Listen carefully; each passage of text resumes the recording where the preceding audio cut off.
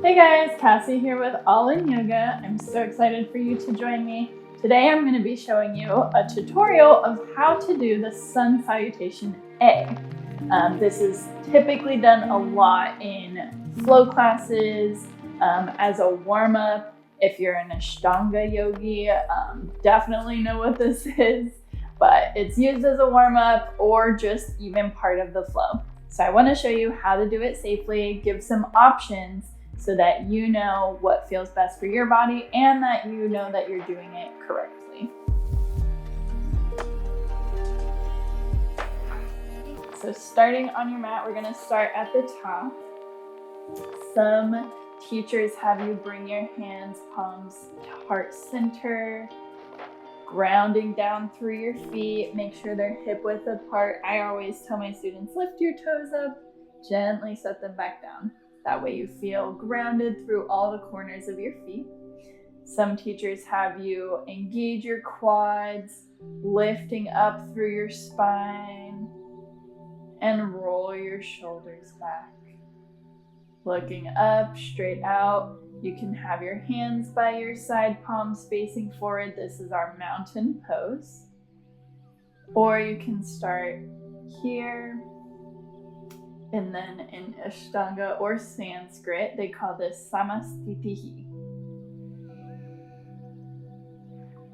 Breathing here, we're gonna inhale, reach our arms nice and tall overhead. And on our exhale, we're gonna forward fold. So, bringing our hands to our mat. I always recommend bending your knees as generous as you need to. The goal is to bring your belly towards your thighs. So if you're super flexible, you can bend all the way without having your knees bent. But for a lot of people, they're really tight in their hamstrings and need a little support. So bending your knees is perfectly fine. Let your head hang heavy. This is important here. You don't want to crick your neck by having it up, so let it just hang. And you just want a release on your back. So if you feel it right here, all of this is just kind of hanging over, like you're flopping. And breathing here. Now we're gonna come into our halfway lift. So straighten your legs. You can just bring your fingertips up and straighten your back. I always like to bring my palms to my shins. Or if it's too much, you can always bring it to your thighs. You want a straight back. So using your core muscles, it's kind of like lifting up. So engage your core, feel that strong back, roll your shoulders, and you're gazing out. You want to imagine from the top of your head down through your back is just one long line. And then your hands are just here for a little support. Do not lock your knees. You don't want to pass out. And then on your exhale, we're melting back down into our forward fold. Now here you can jump back. You can step back, coming into a high plank here. So your wrists are under your shoulders. Or you can come down onto your knees. This is the safest option and always a good start for beginners is to have them come down onto their knees. Same principle. Now, here is the start of our vinyasa flow. This is what distinguishes Hatha Yoga and a vinyasa class. It's literally just this one little part. So we move into our chaturanga, where we start to shift forward. You're gonna come down almost like a push-up. Keep your elbows in towards your ribs. And once the tops of your hips, like right here on your pelvic bone, hits the mat, you want to lift up into your cobra. Finding your back bend. You can do all kinds of other little movements if you want.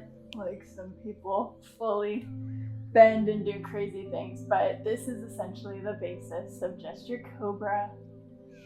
There's also a difference. Some might do a baby cobra, which is just a little back bend, a lot of just your back is supporting you up rather than your hands. So those are 2 options here. And then you re-tuck your toes and lift into your downward facing dog.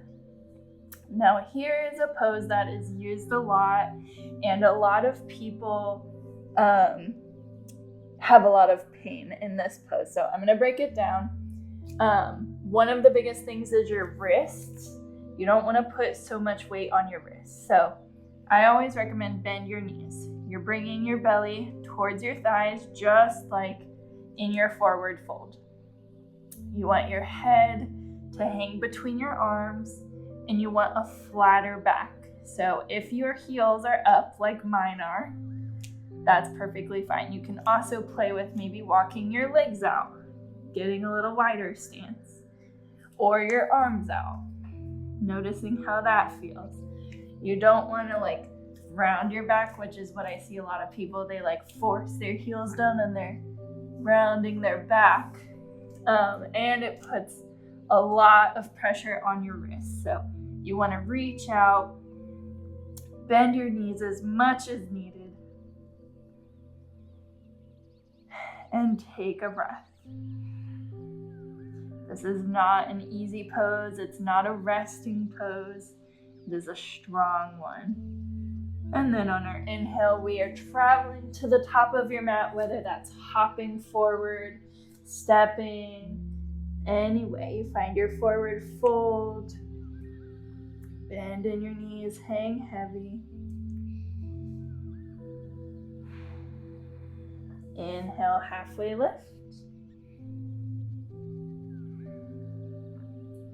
And exhale, forward fold.